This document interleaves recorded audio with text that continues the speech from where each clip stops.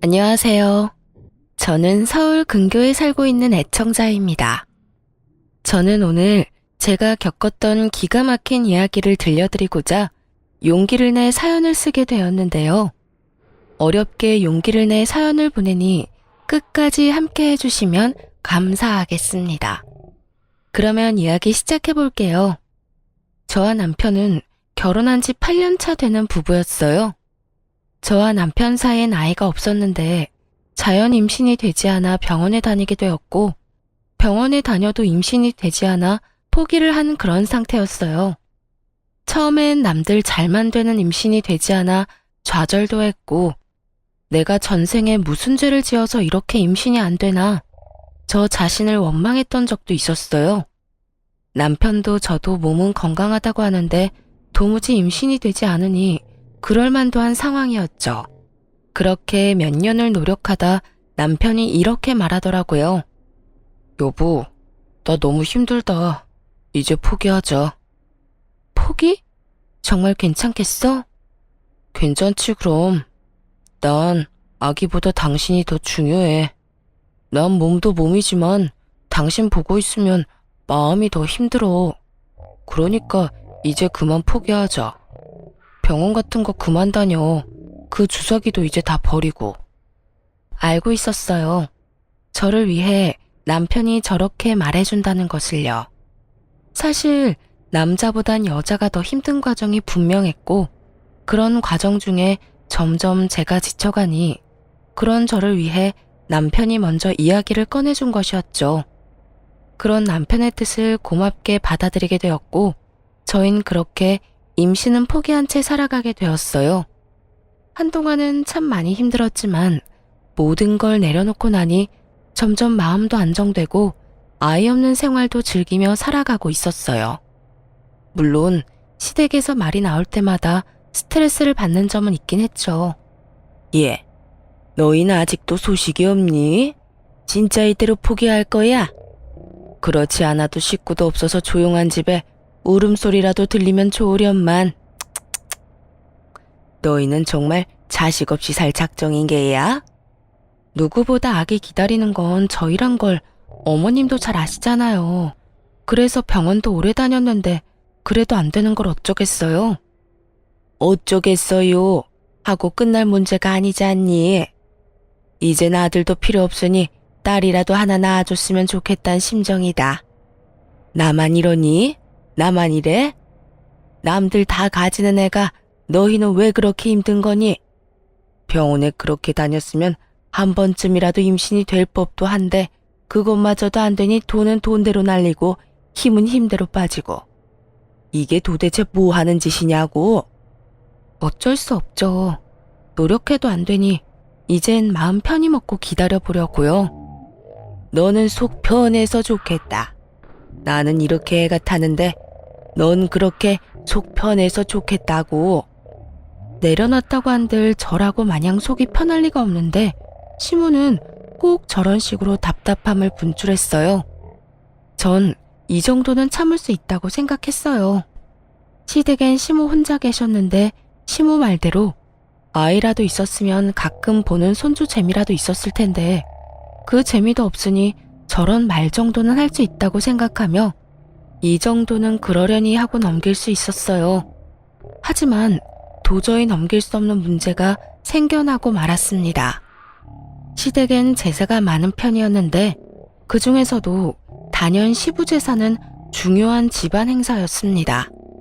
시모는 늘 저에게 조상한테 잘하면 그게 다 우리한테로 돌아오는 거야. 그러니까 음식 준비하면서 나쁜 생각하지 말고 귀찮다고 생각하지도 말거라. 좋은 마음으로 정성껏 준비해야 한다니 말이야. 특히 네 시아버지 제사상 준비할 때는 더 정성을 쏟아야 한다. 음식도 살아생전 네 시아버지가 좋아했던 것도 추가해서 올리고 라고 제사를 강조하곤 했고 저 역시 며느리 된 도리는 지키고자 시부 제사 땐 더 신경을 쓰는 편이었죠. 시부 제사가 있는 날엔 아침 일찍부터 시댁으로 가 제사 음식을 정성껏 마련하고 시댁에서 시간을 보내곤 했으니까요. 그러던 어느 날 아빠가 갑작스러운 사고로 인해 돌아가시게 되셨어요. 외동딸인 저를 너무나 사랑하며 키워주신 아빠의 죽음은 너무나도 갑작스러웠으며 너무나도 저를 절망스럽게 만들었습니다. 모든 자식이 그러하듯 저 역시 많이 보답하지 못한 마음에 후회스럽기도 했고 더는 따뜻한 아빠 품에 안길 수 없다는 사실이 너무나도 힘들었어요. 그렇게 1년 가까이 저는 슬픔에 잠겨 있었고 남편은 그 시간 동안만큼은 누구보다 다정하게 저를 챙겨주었어요. 남자가 나쁘끄럽게 꽃 같은 거 들고 돌아다니는 거 아니라던 사람이 한아름 꽃을 사와 안기기도 하고 10년이 넘는 세월 동안 장모님께 애교 한번 부려본 적 없는 사람이 친정엄마의 팔짱을 끼고 우리 집에 모셔오기도 했고요. 장모님, 오늘은 저희 집에서 주무시고 가는 겁니다. 아니야, 그냥 밥만 먹고 갈게. 내가 여기서 자면 정서방 불편해서 안 돼. 불편하기는요. 요즘 집사람도 영 힘이 없어서 저도 힘이 없는데 장모님 계시면 집사람이 웃기도 하잖아요. 저한텐 그것만큼 힘나는 일이 또 없는걸요. 그러니까 오늘은 무슨 일이 있어도 주무시고 가셔야 합니다. 제가 특별히 집사람 옆자리도 양보해 드릴게요. 그래?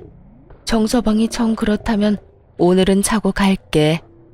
이렇듯 엄마를 모시고 오는 날이면 어떻게 해서든 엄마를 제 옆에서 자게 했고 그런 남편을 보며 저 역시 웃는 날이 생겨나고 있었어요.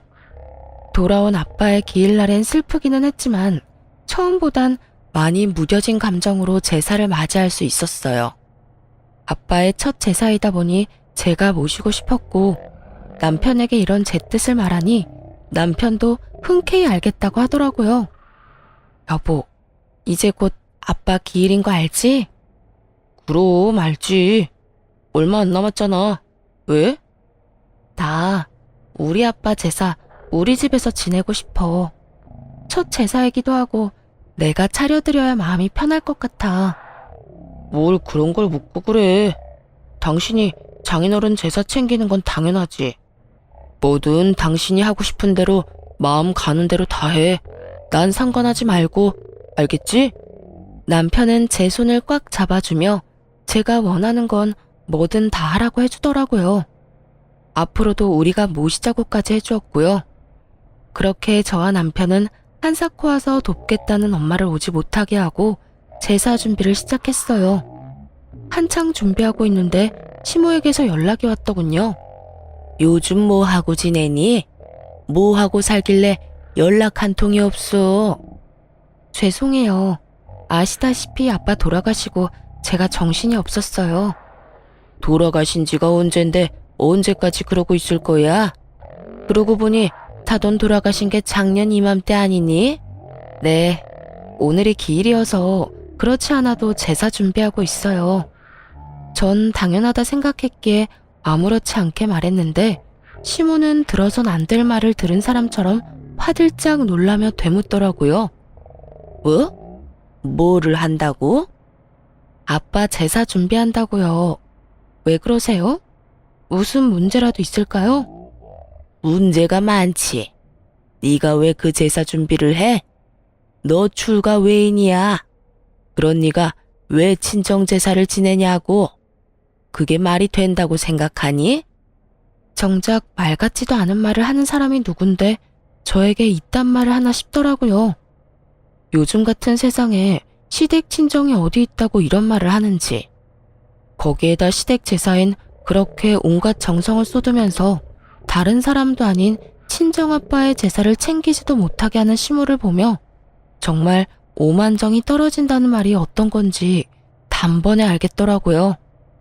전 말도 안 되는 말을 해대는 시모에게 제 감정을 숨기지 않고 표출했어요.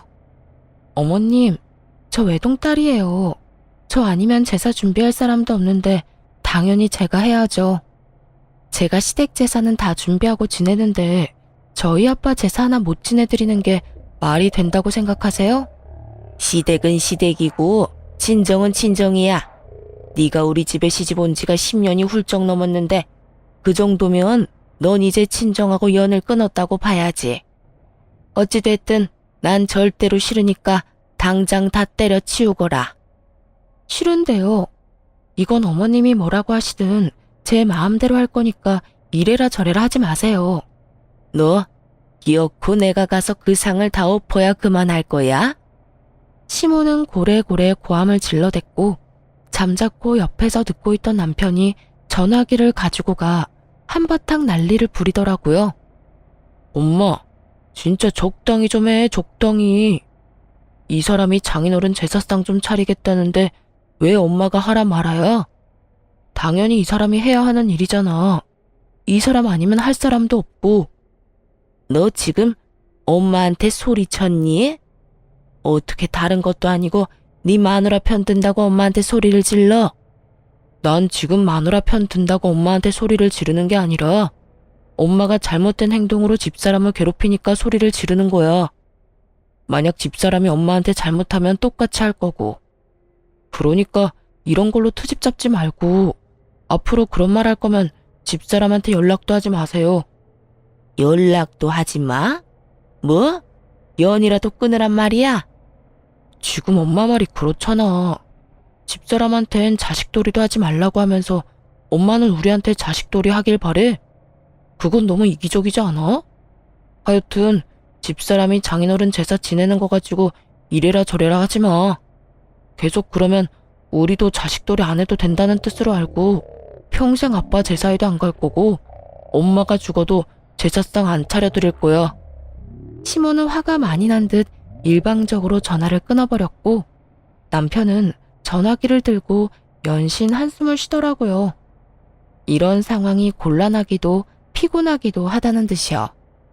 다시 이런 일로 당신 괴롭히면 참지 말고 할 말 다 해. 내가 다 막아주려고 노력하겠지만 언제 어디서 어떤 말을 듣게 될지 아무도 모르는 일이잖아. 당신도 마냥 참지 말고 할 말은 다 해야 당신이 상처를 덜 받아. 알겠지?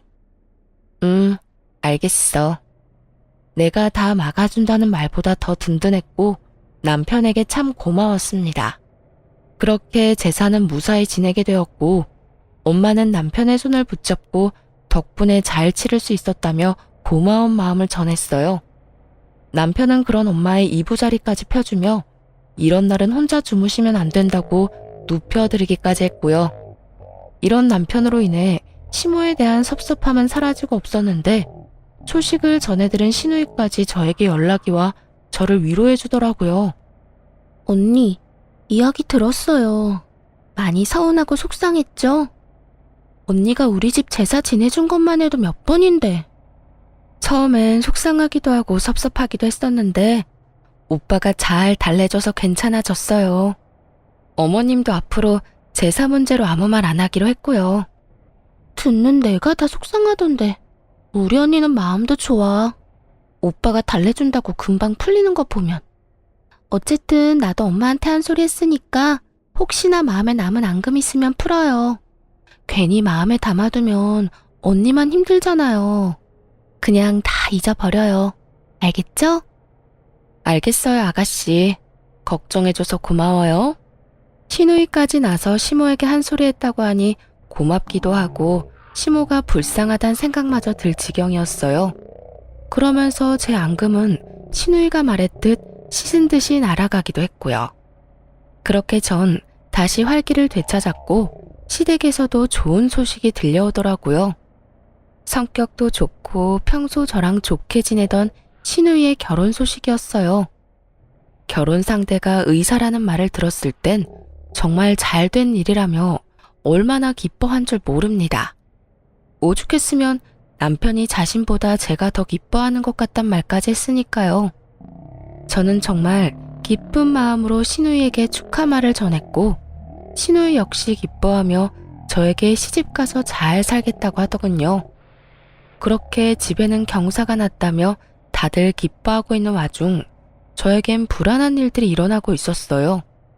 저를 불안에 떨게 만든 장본인은 다름 아닌 시모였는데요.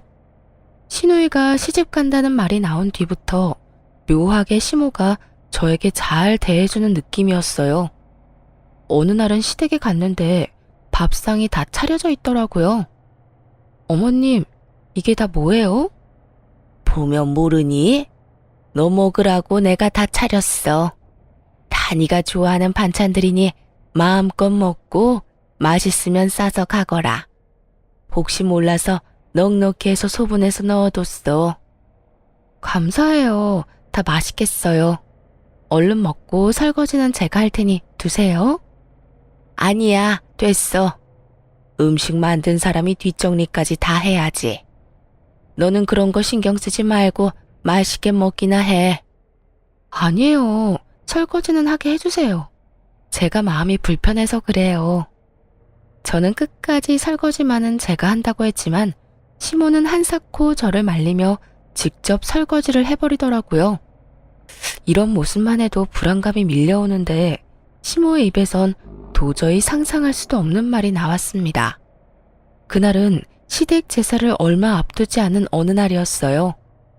집에서 쉬고 있는데 시모에게서 전화가 오더라고요.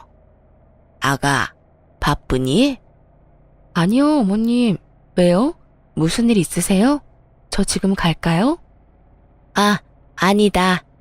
그런 게 아니라 다름이 아니라 이번에 오는 증조부님 제사 말이다. 아, 네. 알고 있어요. 그렇지 않아도 그 전날부터 시간 비워뒀어요. 아니, 그런 뜻이 아니라 혹시 바쁘면 안 와도 된다는 말 하려고 전화했어. 아니, 앞으로 제사 지내는 거 신경 안 써도 돼. 앞으로는 나 혼자 해도 될 것 같구나. 어머님, 갑자기 왜 그러세요? 제사를 그렇게 중요하게 여기시면서. 생각해보니까 요즘에 우리 집처럼 제사 많이 지내는 집도 없고 너도 8년이나 했으면 할 만큼 했다 싶어서 말이야. 이제 나도 나이도 있고 줄일 수 있는 건 다 줄이고 간소하게 혼자 지내려고 해. 그러니까 너는 앞으로 안 와도 된다. 네? 어머님, 진짜 무슨 일 있으신 거 아니죠? 아니라니까 얘가 왜 이래? 이상하잖아요. 지난 8년 동안 단 한 번도 이런 적이 없었는데 그런 이유로 갑자기 아예 제사도 오지 말라고 하는데 제가 걱정되지 않겠어요? 혹시 저한테 뭐 바라는 거 있으세요? 아니면 제가 뭐 잘못했어요? 그런 거 없다니까. 하여튼 이번 제사부터 안 와도 되니 그런 줄 알고 푹 쉬거라. 그렇게 중시하며 8년 내내 비가 오나 눈이 오나 제사 하나만큼은 챙기던 시모가 이런 말까지 하니 불길할 수밖에 없었죠. 도대체 무슨 일인가 하고 생각을 해봤더니 이유는 하나뿐이더라고요. 시누이의 결혼.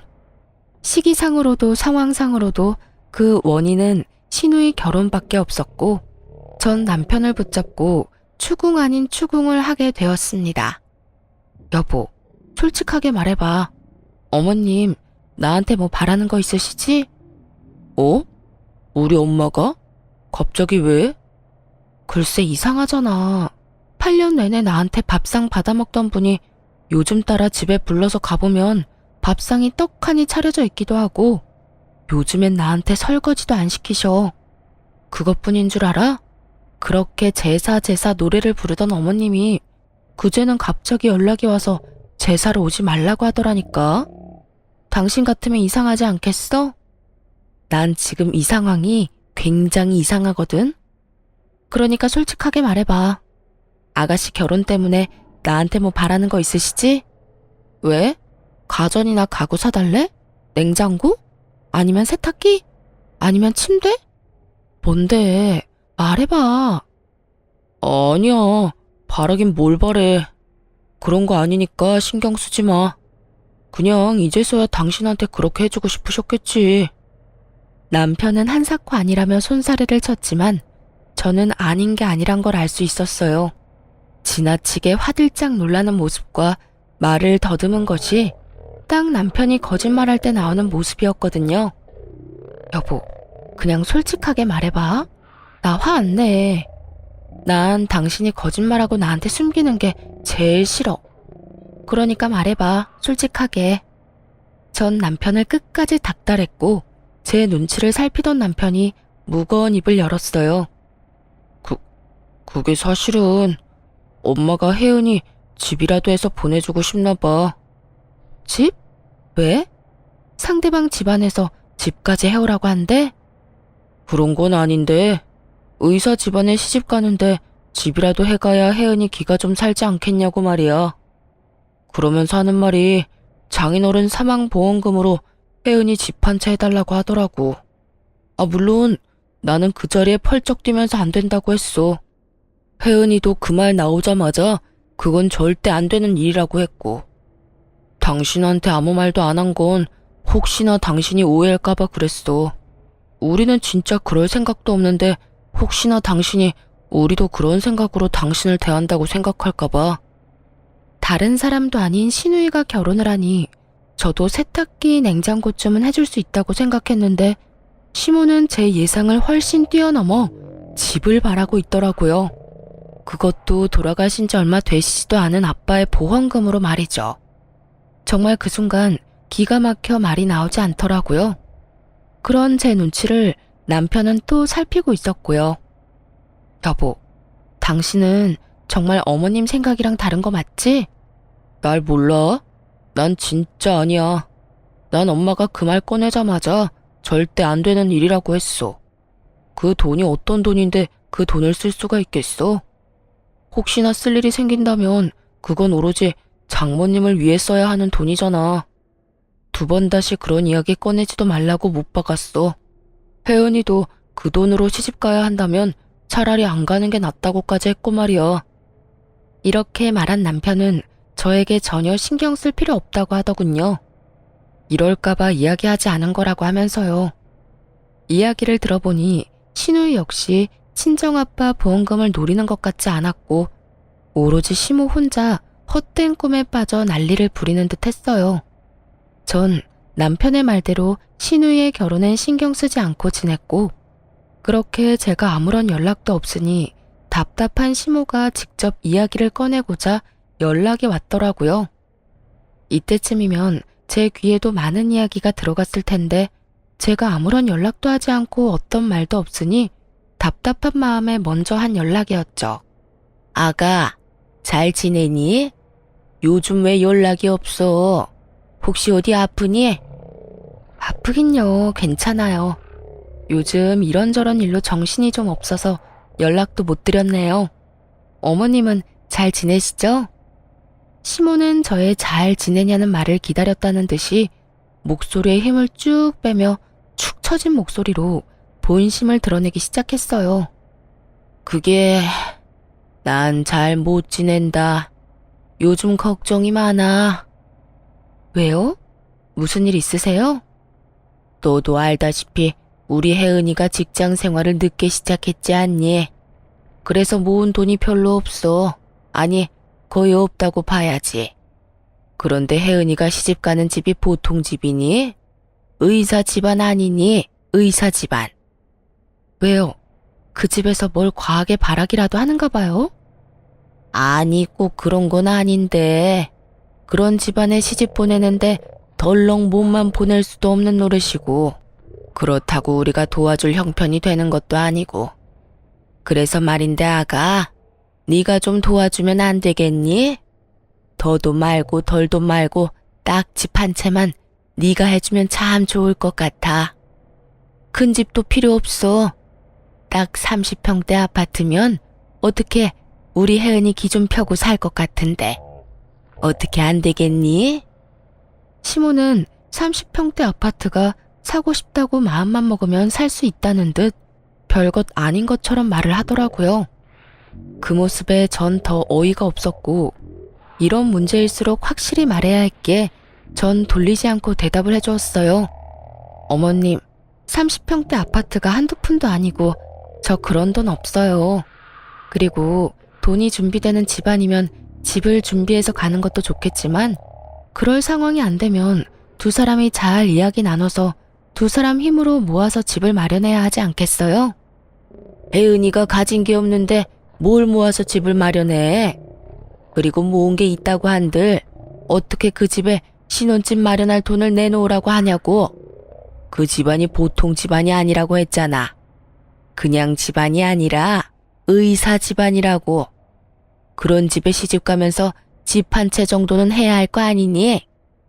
조금 전까진 아가아가 하며 상냥하기 그지없던 시모는 제가 단칼에 거절하고 나서자 180도 바뀐 언행으로 화를 내기 시작하더군요. 그런 시모의 모습에 저 역시 화가 올라오기 시작했지만 같이 화를 낸다고 한들 남는 것도 없기에 최대한 차분히 시모와 대화하려 애썼어요. 그러면 그렇다고 솔직하게 아가씨랑 결혼할 남자한테 말을 해야죠. 저한테 이렇게 돈 내놓으라고 할 게 아니라요. 글쎄 그렇게 해서 결혼하면 우리 혜은이가 평생 기죽어서 살 거 아니니? 나는 그 꼴은 못 본다. 그러니까 잔말 말고 네가 집 한 채 마련해줘. 그러면 될 문제인데 왜 이렇게 일을 키우니? 너 돈이 있지 않니? 돈이 없는 것도 아니면서 왜 이렇게 쪼잔하게 굴어? 평소에 너랑 혜은이랑 사이가 안 좋은 것도 아니고 사이도 좋으면서 왜 이렇게까지 째째하게 구냔 말이야. 사이 좋은 거랑 집 한 채 해주는 거랑은 별개예요. 그리고 저한테 그런 큰 돈이 어디 있어요? 있잖아. 네 아빠 사망보험금. 사돈 돌아가시면서 사망보험금 많이 받은 거 나도 다 안다. 내가 네 아빠 제사도 지내게 해주는데 넌 고작 집 한 채 못 해주니? 결국 시모의 입에서 아빠의 사망보험금 이야기가 나오고야 말았고 더는 화를 참을 필요가 없다고 생각했어요. 다른 것도 아닌 아빠의 목숨값을 자격도 없는 시모가 저리도 당당하게 요구하는 모습을 보며 참을 필요성이 사라졌기 때문이었죠. 저한테 사망보험금이라도 맡겨두셨어요? 그런 것도 아니면서 어쩌면 이렇게 당당하게 요구하세요? 그 돈 다른 것도 아니고 저희 아빠 목숨값이에요. 그 목숨값으로 아가씨 아파트나 사주라고요? 제가 왜 그래야 하는데요? 저는 그러고 싶지 않아요. 저 아가씨 좋아하는 거 맞는데 그래도 아닌 건 아니죠. 저는 절대로 해드릴 생각 없으니까 더는 이런 일로 연락하지 마세요. 너 진짜 이렇게 매정하게 굴 거야? 너 때문에 우리 혜은이 의사 집안에 시집 못 가게 되면 네가 책임질 거야? 집 못해 간다고 못 갈 시집 같으면 가지 말라고 하세요. 그리고 그렇게 해서 시집 못 가게 되면 그건 제 책임이 아니라 집 한 채 바라는 집에 시집 간다고 욕심부린 아가씨 책임이죠. 그러니까 어머님, 애먼데 책임 전가하지 말고 이럴 시간에 아가씨한테 예비 신랑이랑 이야기나 잘 나눠보라고 하세요. 너 지금 시어미 가르치니? 어디서 버르장머리 없게 시어미한테 이래라 저래라 해야? 넌 친정에서 그렇게 배웠니? 그깟 돈으로 유세 부리면서 시어미한테 이따위로 굴라고 네 엄마가 가르쳤어? 그럴 리가 있겠어요? 친정에선 이런 것까진 가르치진 않죠. 아니, 가르칠 필요가 없죠. 이런 듣도 보도 못한 요구를 할 거라고 어느 친정엄마가 생각이나 하겠어요? 뭐야? 어머님, 저희 엄마가 이런 사실 알면 저 당장 이혼하라고 할 거예요. 이 경우 없는 상황을 참고 살라고 할 엄마가 어디 있겠어요? 그러니까 저한테 더는 이런 이상한 요구하지 마세요. 전 집을 마련할 돈도 생각도 전혀 없으니까요. 그러면 저 끊을게요. 그렇게 전화를 끊고 나서도 흥분이 가라앉지 않더라고요. 어떻게 감히 아빠 사망보험금을 욕심낼 수 있는 것인지 이해도 되지 않았고요. 그렇게 한참을 씩씩거리고 있으니 어느새 퇴근을 한 남편이 집으로 들어오더라고요. 뭐야? 당신 무슨 일 있어? 화난 표정인데? 어머님, 결국 나한테까지 전화해서 아빠 사망보험금으로 아가씨 30평대 아파트 사주라고 하더라. 당신한테 이야기 듣고 어느 정도 각오하고 있었는데도 막상 직접 들으니까 너무 화가 나서 화시키고 있었어. 뭐? 그게 정말이야? 내가 그렇게 이야기했는데. 아, 진짜 어머님 왜 그러셔? 애도 아니고 무작정 우기는데 내가 진짜 열불나서. 거기에다 내가 계속 안 된다고 하니까 친정까지 들먹이더라? 제사 가지고 서운하게 하더니 이제 돈이야? 왜 그러신데 진짜. 일단 내가 미안해. 엄마가 당신한테까지 전화해서 그럴 줄은 몰랐어. 있어봐. 내가 당신 듣는 데서 확실하게 못 박을게. 남편은 노발대발 화를 내며 바로 시모에게 전화를 걸어 한바탕 쏟아내기 시작했어요. 엄마, 진짜 왜 그래요? 내가 그러지 말랬잖아. 그 돈 엄마가 맡겨놓은 돈 아니라고 했지. 어떻게 엄마가 사돈 사망보험금을 아무렇지도 않게 내놓으라고 할 수가 있어? 그러면 어떻게 하니? 네 동생 파혼이라도 하길 바라는 거야? 엄마한테 이렇게 화낼 게 아니라 이럴 시간에 네 마누라 설득이나 시켜. 이러다 진짜 네 동생 파혼이라도 하는 날엔 이 엄만 화병 나서 못 사니까. 엄마가 화병 나기 전에 내가 화병 나게 생겼다고. 한 번만 더 이런 이야기 꺼냈다간 아무리 엄마라도 나 가만 안 있어. 당장 연이라도 끊어버릴 거라고. 그러니까 그런 줄 아시고 다신 그런 이야기 꺼내지 마세요. 너 이 녀석아. 아무리 그렇다고 한들 어떻게 이 엄마한테 연을 끊자고 해? 내가 오죽했으면 이러겠어? 지나가는 사람 붙잡고 물어봐. 열이면 열, 백이면 백. 다 엄마가 이상하다고. 엄마가 잘못했다고 할 테니까. 하여튼 난 내 뜻 확실하게 전했으니 이젠 엄마가 결정해. 계속 말도 안 되는 요구해서 아들 며느리랑 연 끊고 살아갈지 아니면 우리 보살핌 받으면서 살아갈지. 시모에게 한바탕 쏟아낸 남편은 그래도 화가 풀리지 않는지 이번엔 신우이에게 전화를 걸어 시모가 한 짓을 알려주며 한바탕 쏟아냈어요. 혜은아, 오늘 엄마가 네 언니한테 전화해서 너한테 아파트 한 채 사주라고 했다더라. 너 알고 있었어? 뭐? 그게 정말이야? 아, 진짜 엄마 왜 그래? 그 이야긴 그때 끝난 이야기잖아. 그러니까 넌 진짜 그 아파트를 그렇게까지 해서 마련하고 싶어? 그런 거 아니잖아. 넌 그런 생각조차 없는 거잖아. 내가 미쳤어? 다른 돈도 아니고 언니 아빠 사망보험금으로 내가 무슨 자격이 있다고 그 돈을 욕심내? 엄마 진짜 나만 곤란해지게 왜 그래? 너라도 그렇게 생각하니 그나마 다행이네. 일단 나는 절대 안 된다고 했는데 분위기 보니까 엄마 포기 안 할 것 같아. 그러니까 네가 전화 한 통해. 당사자인 네가 전화해서 그건 절대 말도 안 되는 일이라고 똑바로 말해주란 말이야. 알겠어? 응, 알겠어. 내가 말할게.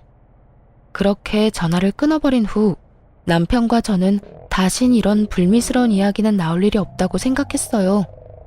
신우이가 나섰을 테니 더는 시모가 집집거리지는 않을 거라고 말이죠. 하지만 이 모든 건 저희의 착각이었습니다. 저희와 같은 생각을 가지고 있다고 믿어 의심치 않던 신우이는 다른 모습을 숨기고 있었더군요.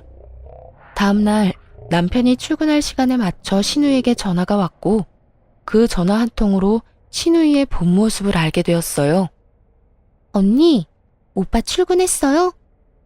네, 방금 했어요. 왜요? 오빠한테 할 말 있어요? 신우이는 남편이 출근했다는 말을 듣자마자 목소리가 싹 바뀌더니 저에게 따져묻기 시작하더군요. 아니요. 그냥 오빠 있나 없나 확인한 거예요.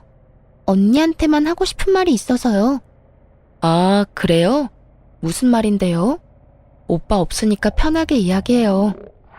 언니, 진짜 나 섭섭한 거 알아요? 내가 언니한테 어떻게 했는데 언니가 나한테 이럴 수가 있어요. 아가씨, 다짜고짜 이러지 말고 상황을 똑바로 설명을 해줘야죠. 앞뒤 말 다 자르고 섭섭하다고 하면 내가 무슨 말을 해요? 갑자기 짜증을 내며 섭섭하다고 하는 신우의 말에 답답함을 느낀 저는 언성을 높였고 그런 저에게 신우이는 본심을 드러내며 시모와 한치 다를 바 없는 아주 어이없는 개소리를 뱉어내기 시작했어요. 지금 몰라서 물어요? 언니가 내 신혼집 못해준다고 그랬다면서요. 돈이 없는 것도 아니고 돈 있는 사람이 너무한 거 아니에요? 보험금도 많이 받았다고 들었는데 아파트 사주고도 남을 거 아니에요. 이게 아가씨 본심이었어요? 절대 아니라고 그렇게 발뺌하더니 결국 아가씨도 어머님이랑 같은 생각이었네요. 네, 맞아요. 내가 다 엄마 시킨 거예요. 나 아니면 엄마가 어떻게 사망보험금으로 그 큰 금액을 받았단 걸 알겠어요? 나니까 이리저리 알아보다 알아낸 거지. 하여튼 그게 중요한 게 아니라 아파트 좀 해줘요. 그냥 투자한다고 생각하고 해주면 되잖아요.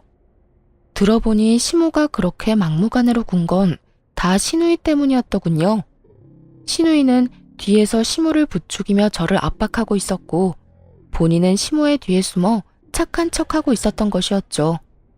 거기에다 남편이 알면 난리가 날 것이 분명하니 교묘하게 시모를 이용해 저에게 돈을 뜯어낼 계획이었던 것이죠.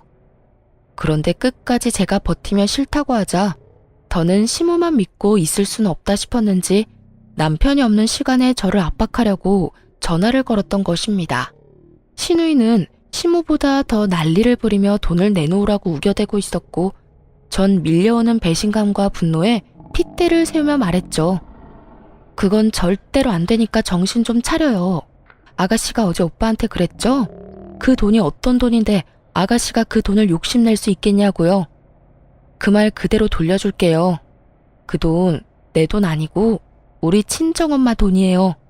그런 엄마 돈을 내가 어떻게 욕심낼 수 있겠어요? 친정 돈이 언니 돈이고 그런 거 아니겠어요? 아니, 말이야 바른 말이라고.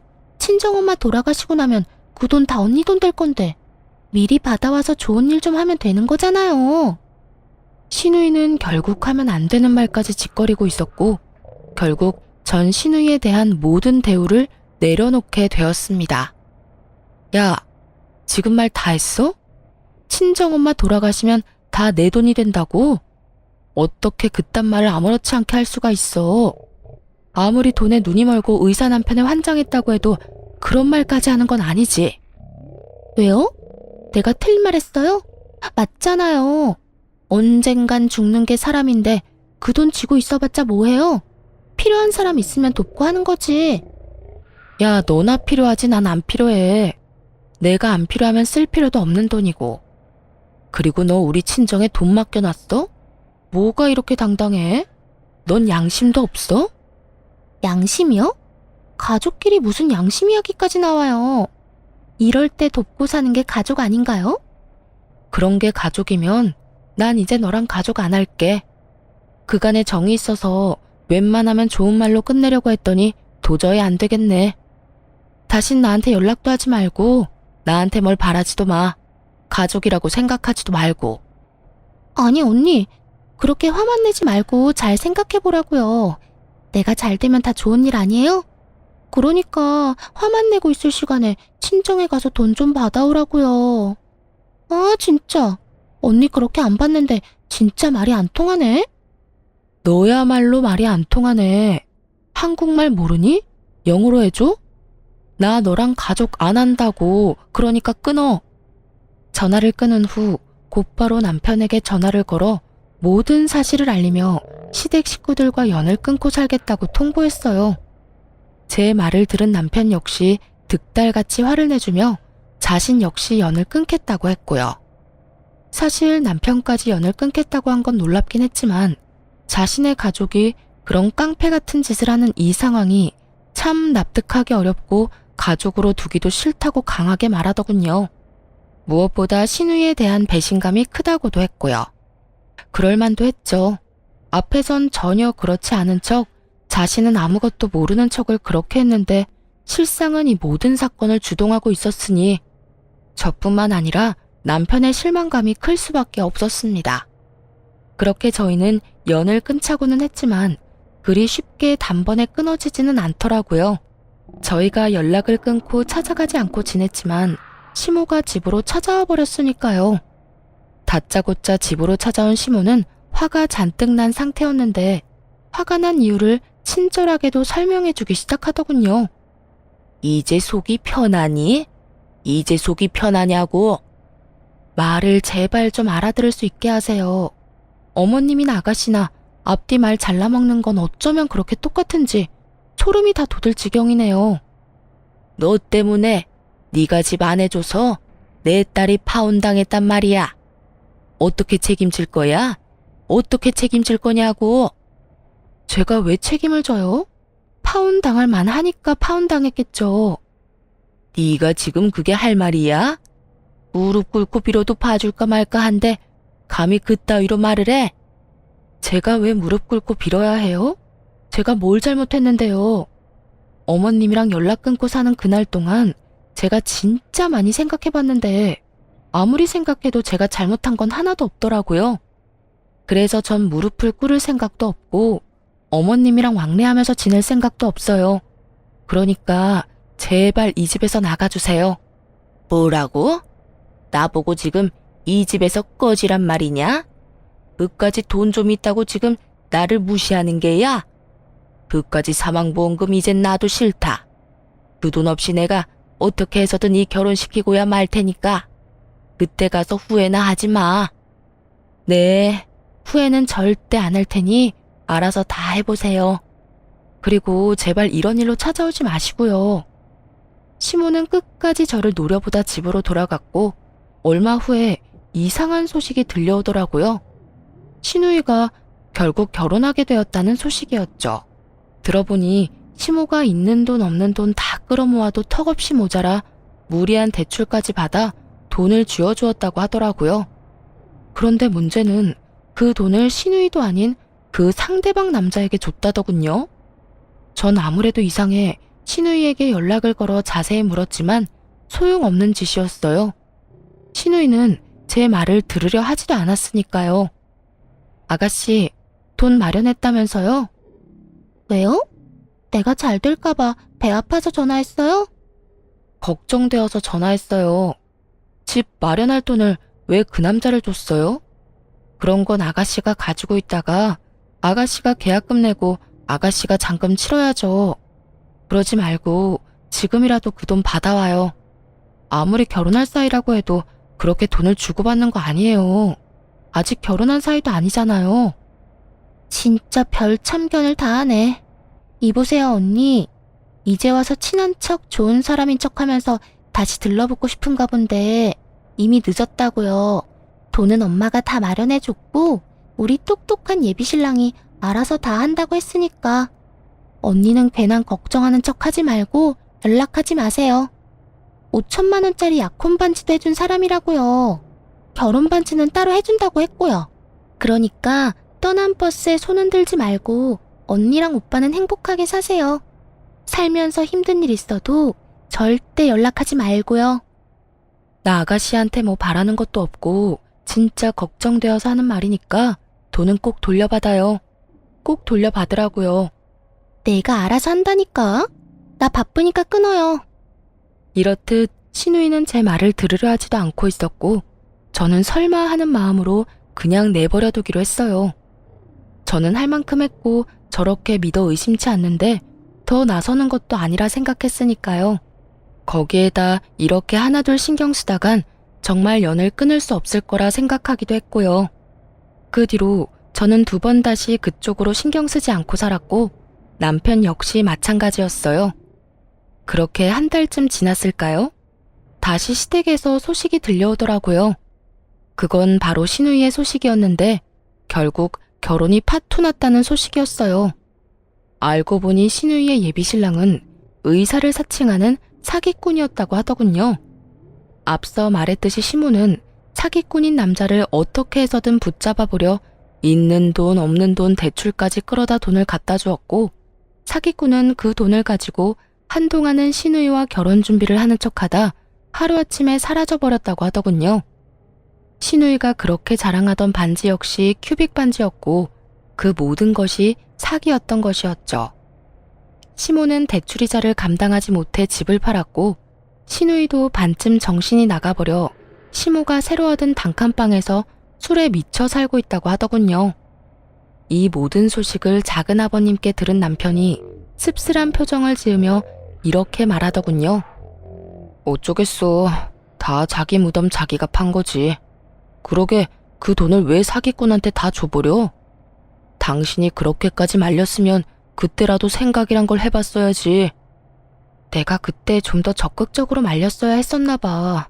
아니, 신고라도 할 걸. 아니다. 사람이라도 붙여볼 걸 그랬어. 됐어. 자책하지 마. 당신은 할 만큼 했어. 그러니까 그런 생각으로 당신 괴롭히지 마. 그래도 어쩔 수 없이 마음이 안 좋네. 나도 속은 쓰리지만 어쩌겠어. 너무 애지중지 키워서 세상 무서운 줄 몰랐는데 이참에 배우는 게 있겠지. 혜은이도 다 큰 성인이고 어른인데 어른답게 잘 이겨낼 거라 생각해. 그러니까 당신도 마음 쓰지 마. 남편이 이렇게 말을 해줘도 한동안은 마음이 편치만은 않았어요. 하지만 저는 최선을 다해 말렸고 그런 저를 무시했던 건 신우이였으니 저는 남편의 말대로 할 만큼 했다고 생각하기로 했습니다. 그 뒤로 거짓골을 한 시모가 집으로 한번 찾아왔는데요. 쫄딱 망한 자신을 구제해달라며 이 집에서 살고 싶다, 뭐 이런 부탁을 하려고 왔더라고요. 그런데 남편이 곧바로 집을 내놓고 저흰 다른 동네로 이사를 갔어요. 시모가 먼저 우리를 찾을 경우의 수를 다 끊어버린 거죠. 한번 한다고 하면 하는 남편이기에 남편은 확실히 저와 시모의 연을 끊어주었고 덕분에 전 좀 더 편한 마음으로 살고 있어요.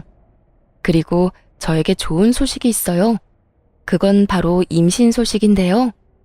처음 남편에게 이 사실을 알렸을 때 글쎄 남편이 울더라고요. 여보, 나 임신했어. 나 진짜 임신했다고. 그게 정말이야? 진짜야? 이거 꿈 아니지? 그래, 정말 임신이야. 며칠 전에 테스트기 했는데 2줄이길래 오늘 병원 다녀왔더니 임신 맞대. 5주차 들어섰대. 진짜 꿈 아니야? 진짜 임신이야? 여보, 고마워. 여보 진짜 고생했다. 진짜 우리 고생했다. 울긴 왜 울어. 기분 좋은 날에.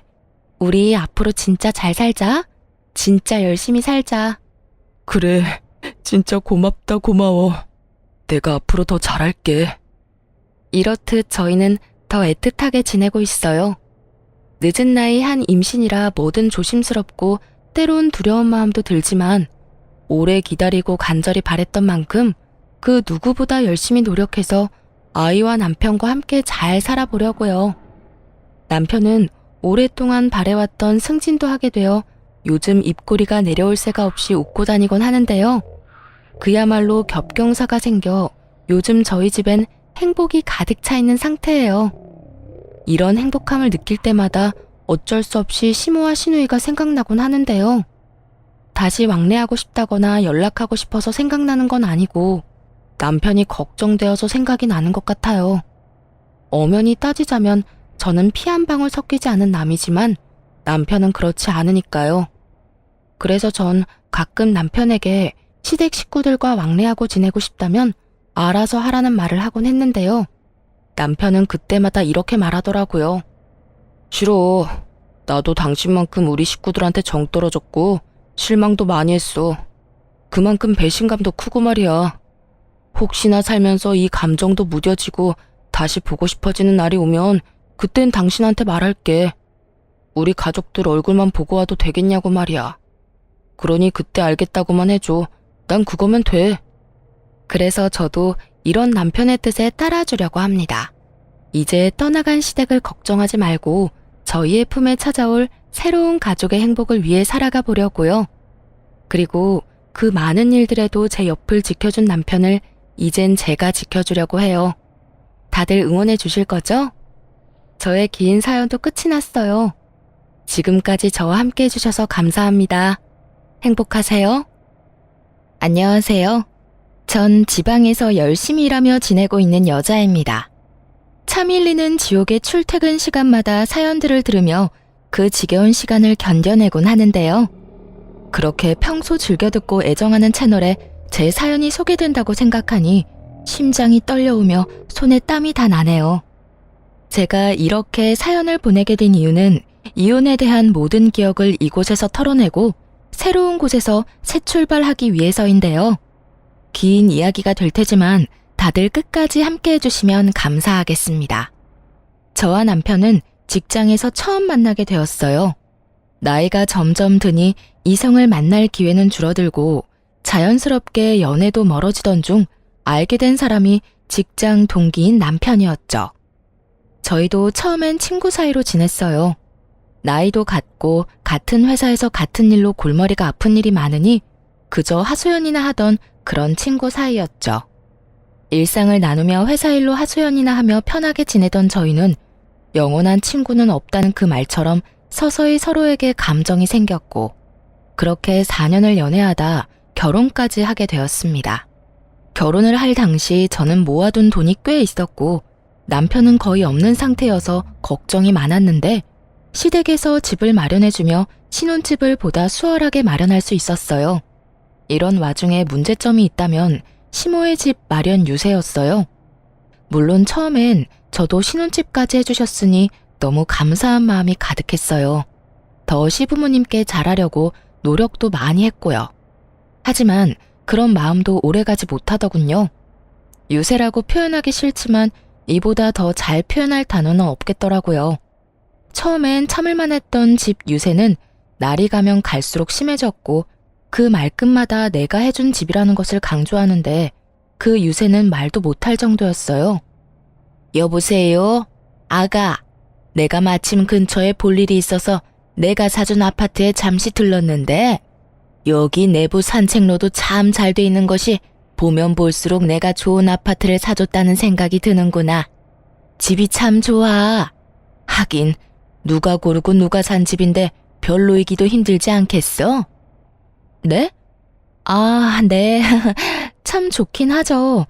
요즘에 아파트 잘 갖춰져 있으니 살긴 참 편한 것 같아요.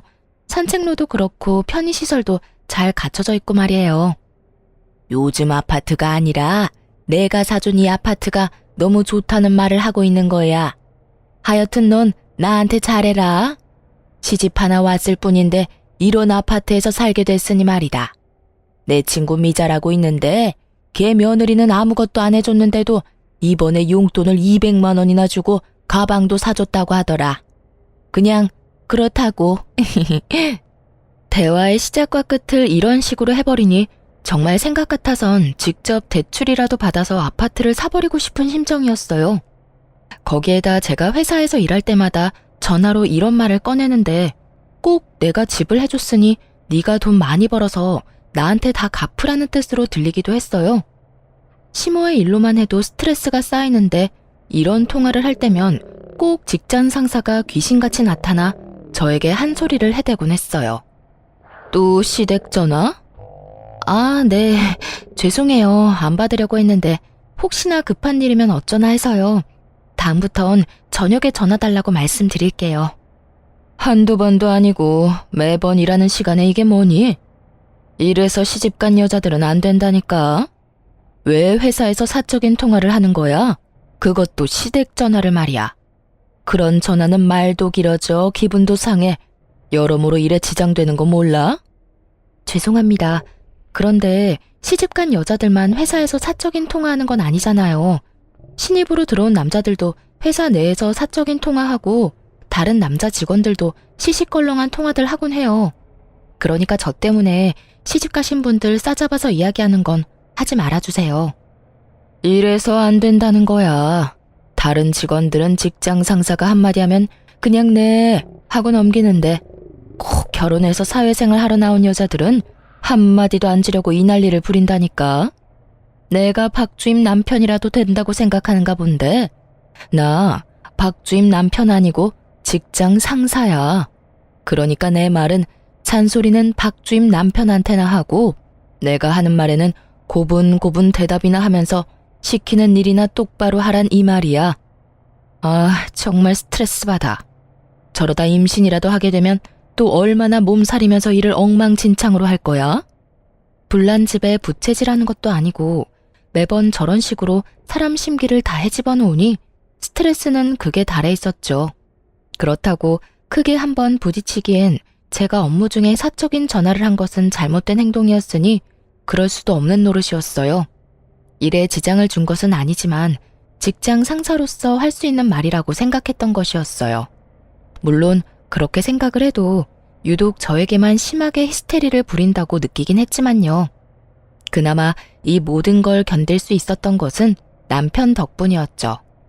이렇듯 스트레스가 극에 달하는 날이면 남편과 함께 치맥을 하며 하소연을 하곤 했는데 그게 또 스트레스 날리는 데엔 큰 도움이 되더라고요. 여보, 아까 봤지? 건들이 나한테 또 난리 부리는 거. 봤어. 또 왜 그러는 거야? 왜 그러긴? 어머님 전화 와서 통화하다 또 딱 걸린 거지. 아니, 건대리는 나한테 도청장치라도 달아놨나? 어떻게 내가 어머님이랑 통화만 했다 하면 귀신같이 찾아와서 뭐라고 하는 걸까? 진짜 그렇게 타이밍 맞추기도 힘들 텐데. 그러게, 그건 나도 좀 신기하긴 하네. 그나저나 엄마 전화는 회사에서 받지 마. 나도 따로 이야기해 놓을게. 당신한테 전화하지 말고 나한테 하라고 말이야. 그래 줄래? 그렇지 않아도 오는 전화 안 받기도 뭐하고, 받았다 하면 어머님이 사준 집이 너무 좋으니 마치 뭐라도 해달라는 것 같아서 내가 스트레스가 이만저만이 아니야. 집 사주신 건 너무 감사한 일인데 매번 통화할 때마다 집 이야기 꺼내면서 잘하라고 하시는데 나 조금 힘들기도 해, 사실. 거기에다 건대리까지 눈에 불을 켜고 날 감시하니 내가 전화 받을 여유가 없네? 그래, 알겠어. 그런데 진짜 건대리는 왜 그렇대? 결혼 소식은 아직도 없지? 성격이 그 모양이니 어느 남자가 오겠어? 오는 남자도 그 히스테리 보고 도망갈 거다 아마. 불쌍하다, 불쌍해. 그 나이 먹도록 연애도 못하고. 그러니까 당신도 불쌍한 사람이라 생각하고 부딪히지 마. 괜히 직장 상사랑 부딪혀서 당신한테 좋은 것도 없으니까 말이야. 그래, 알고 있어. 그래서 나도 오늘 할 말이 입까지 차올랐는데 참았어. 잘했어. 얼른 맥주 한 잔 먹고 다 날려버려. 이렇듯 남편과 가지는 시간은 지친 저에게 큰 힘이 되었고 든든한 제 편이 생겼다고 생각하며 지내던 어느 주말이었어요. 집에서 남편과 함께 쉬고 있는데 시모가 연락도 없이 집으로 찾아왔더라고요. 무슨 일인가 싶어 물었더니 시모의 대답이 정말 가관이었어요. 어머님, 연락도 없이 무슨 일이세요? 꼭 연락을 해야만 올 수 있니? 그냥 들렸어. 좀 쉬려고. 네? 그냥 쉬려고 들렸다고. 앞으로 이 집을 별장처럼 쓰려고 해. 계속 보니까 내가 사는 집보다 더 좋은 것 같은 거야. 이래서 다들 신축 하는가 보다. 그렇지? 순간 제가 잘못 들었나 했습니다. 빈집도 아니고 엄연히 사람 살고 있는 집이잖아요. 하물며 신혼집 말이죠. 그런 집을 시모는 쉬는 목적으로 별장처럼 쓰겠다고 말하고 있었고 전 시모의 머리가 어떻게 됐다는 생각이 들며 아무런 말도 나오지 않을 때였어요. 시모는 이런 제 생각을 아는지 모르는지 더 경악스러운 요구를 해대기 시작했어요. 그래서 하는 말인데 비밀번호 좀 알려다오. 내가 번번이 벨 누르고 들어오는 것도 말도 안 되는 것 같고 너희 있나 없나 연락하고 오는 것도 귀찮기도 해서 말이다. 너도 알다시피 내가 이 동네에 자주 오는데 그때마다 너희가 일을 하고 있으니 그냥 집으로 돌아간 게 한두 번이 아니야. 네가 비밀번호만 알려주면 내가 혼자 들어와서 쉬기도 하고 시간도 보내다 가면 좋지 않겠니? 시모는 당연하다는 듯 비밀번호를 요구하고 있었고 저는 드라마에서나 보던 상황에 헛웃음이 나왔어요. 분명 아들 내외 잘 살라고 좋은 마음으로 집까지 해주셨을 텐데 오히려 그 집이 너무 좋은 것 같으니 자기가 쓰겠다는 말이잖아요. 가만히 있다가는 진짜 셋이서 살 수도 있겠다 싶더라고요.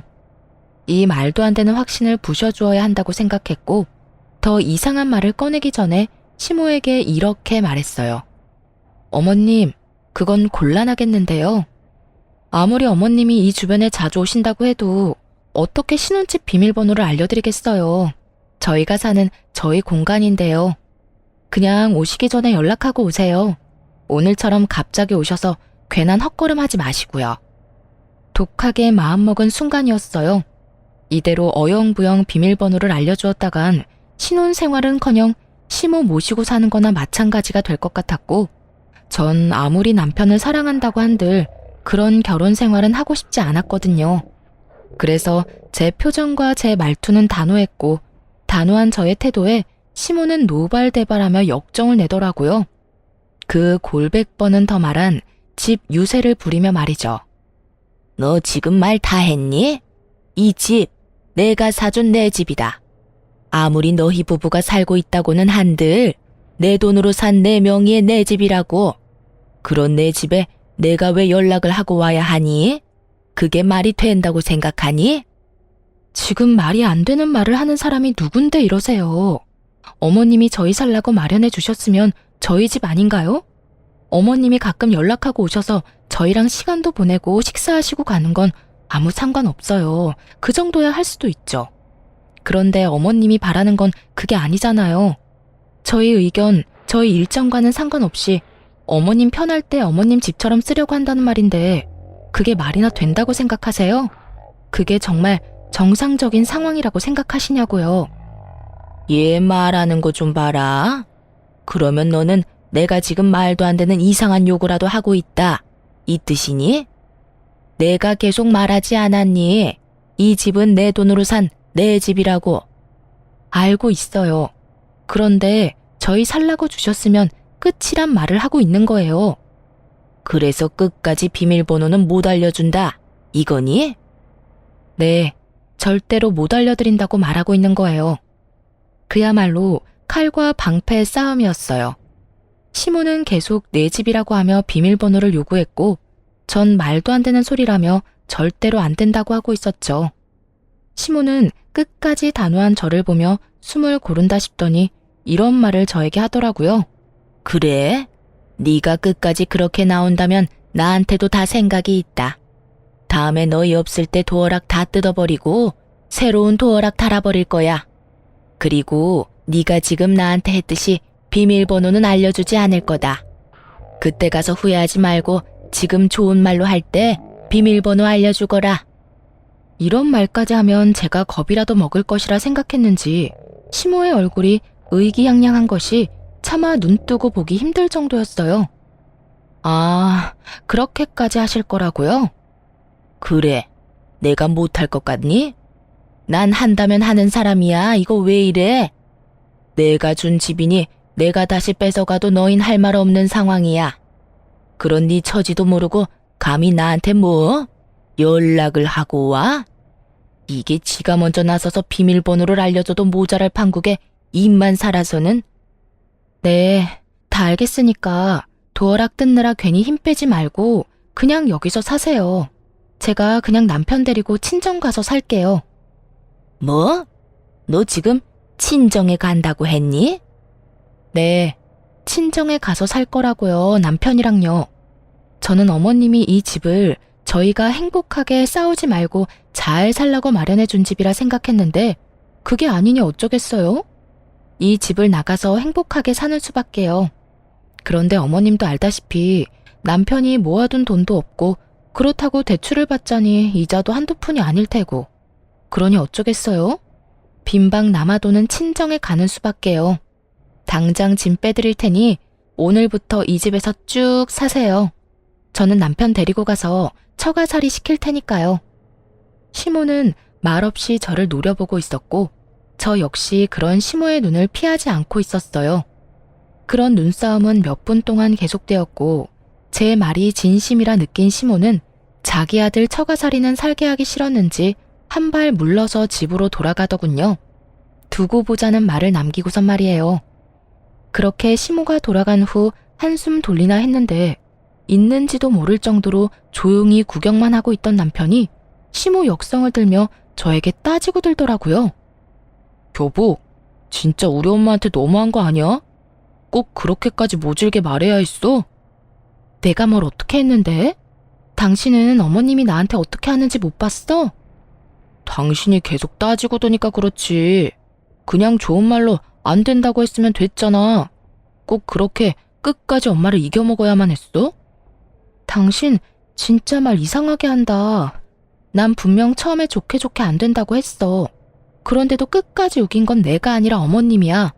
거기에다 도어락까지 바꿔버린다는 어머님의 말 당신은 못 들었어? 그런 말을 듣고 내가 가만히 있어야 했니? 그런 말까지 듣고 가만히 있을 사람이 어디 있어? 엄마가 오죽 답답했으면 그런 말까지 하셨겠어. 어른이잖아. 어른한테까지 꼭 그렇게 이겨먹을 필요는 없잖아. 어른도 어른 나름이지. 당신 말대로 말 같지도 않은 말을 내내 하고 넘어가면 더 큰 문제가 되어서 돌아온다는 거 몰라서 지금 그런 말을 하는 거야? 더 큰 문제는 무슨? 뭘 말하는 건데? 그리고 말이야 바른 말이라고 여기 엄마 집 맞잖아. 엄마가 이 집 마련 안 해줬으면 우리 지금쯤 대출금 갚느라 이런 편한 생활은 하지도 못했다고. 애초에 자기가 모은 돈은 너무 없어 시모 도움까지 받게 된 것인데 졌단 말을 하니 어이가 없더라고요. 당신 잊었어? 난 집 마련할 능력이 있었어. 물론 지금도 있고 말이야. 반반 결혼을 하려고 했던 우리가 못하게 된 이유는 당신 때문이라고. 당신이 돈이 없었으니까. 이게 다 누구 때문인데 엄마가 집 마련을 안 해줬으면 이렇게 편한 생활을 못했을 거라고? 당신이 지금 그런 말 할 처지야? 그건 그렇지만 엄마 덕분에 우리가 편하게 사는 건 맞잖아. 금전적으로 좀 여유로운 건 맞겠지. 그런데 돈이 다가 아니잖아. 당신이랑 나, 어머니 때문에 이렇게 말다툼하는 상황이 편해? 매번 어머님이 이렇게 오셔서 내 집이라고 마음대로 하는 모습이 당신이 보기엔 편하냐고. 그러니까 엄마가 그러든 말든 그냥 그러려니 하고 져주면 다 편하잖아. 당신도 이렇게 언성 높일 일 없고 엄마도 저렇게 화낼 일 없고 그러면 우리도 싸울 일 따윈 없다고. 당신이나 어머님이나 참말 안 통한다. 하여튼 나는 당신 말처럼 내내거릴 생각 없으니까 그런 줄 알고 당신도 어머님한테 비밀번호 알려주지 마. 알려주기만 해봐. 정말 대출을 내서라도 집 마련해서 이 집에서 확 나가버릴 테니까 정 안 되면 정말 처가살이까지 각오해야 할 거야. 저는 말로 남편의 입을 막아버렸고 남편도 더는 똑같은 말을 꺼내지 않더라고요. 결혼 이후 처음으로 한 부부싸움에 감정이 상할 대로 상한 상태였고 어느 누구도 먼저 말을 걸지 않고 있었어요. 말도 하지 않는 상황이었지만 그저 흔히들 할 수 있는 부부싸움이라 생각하며 차마 이혼까진 생각지도 않고 있었는데 남편은 제 생각과는 다른지 점점 냉랭한 모습으로 저를 대하더라고요.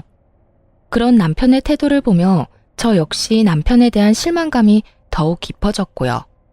물론 그 이유가 남편의 행동뿐만은 아니었어요. 저에게 말 한 번 걸지도 않는 남편은 어느 순간부터 회사에서 저와 사이가 좋지 않던 그 직장 상사와 친하게 지내기 시작했고 그런 모습에 실망감은 더 깊어지고 있었죠. 처음엔 저에게 화가 난 남편이 저를 약올리려고 저런 행동을 하나 지켜만 보고 있었는데 어느 날은 저와 친한 동료가 저에게 이런 말을 하는 게 아니겠어요? 박주임, 너 네 남편 잘 지켜봐. 요즘 건들이랑 가깝게 지내는 게 심상치 않아. 어? 우리 남편? 에이, 그런 거 아닐 거야. 요즘 부부싸움을 좀 했는데 괜히 나 약올리려고 저러는 것 같아. 처음엔 나도 그렇게 생각했는데 그게 아닌 것 같아. 이런 말 박주임 기분 나쁠까봐 안 하려고 했는데 못 본 척하는 건 아무래도 아닌 것 같아서. 나 비상계단에서 두 사람 마주쳤는데 날 보더니 화들짝 놀래면서 이상한 연기를 하더라니까. 아닐 수도 있는데 혹시 모르는 일이니까 잘 지켜봐. 정말 박주임 걱정돼서 하는 말이니까 너무 기분 나빠하지 말고. 이 말을 듣는데 정말 뒤통수가 얼얼해지는 느낌이었어요. 시모의 일로 남편과 다투고 사이가 좋지 않긴 했지만 그런 쪽으론 정말 생각해보지도 못했으니까요. 그렇게 전 점심시간 모두가 자리를 비운 사이 재빠르게 남편의 컴퓨터를 살펴보게 되었고 그것은 판도라의 상자와 다름이 없었습니다. 남편의 회사 컴퓨터엔 카톡이 켜져 있었는데 그곳엔 상사와 나눈 대화가 가득하더라고요. 자기야, 오늘 나랑 점심 같이 먹을 수 있어? 그럼, 요즘 집사람이랑 말도 안 하고 지내는 거 알잖아. 점심시간 시작하기 전에 좀 일찍 나가자. 회사 근처엔 보는 눈도 많으니까 좀 멀리 가서 먹고 오자고. 그래, 좋아. 아, 자기가 평생 박주임이랑 화해 안 했으면 좋겠어. 그냥 이참에 이혼하면 안 돼? 그냥 나랑 살자. 어차피 자기 엄마도 이혼하라고 하신다며. 그렇긴 한데 내가 이혼하고 자기랑 만나면 회사 사람들이 뭐라고 하겠어? 그리고 자기도 알다시피 집사람 성격도 장난 아니잖아.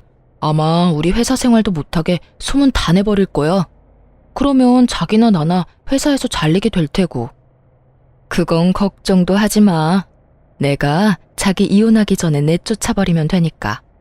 내가 괜히 계속 박주임 괴롭힌 줄 알아? 다 이런 상황을 대비해서 괴롭히고 있었던 거라고. 물론 자기를 만나면서 질투가 나서 더 괴롭힌 것도 있지만 이런 상황이 오면 쉽게 내쫓으려고 괴롭힌 것도 있었지. 자기야, 내가 말했지? 나 자기 많이 좋아해. 박주임보다 내가 자기를 먼저 좋아했었어. 그러니까 나한테 와. 내가 진짜 잘할게. 자기 엄마한테도 잘할 거고 말이야.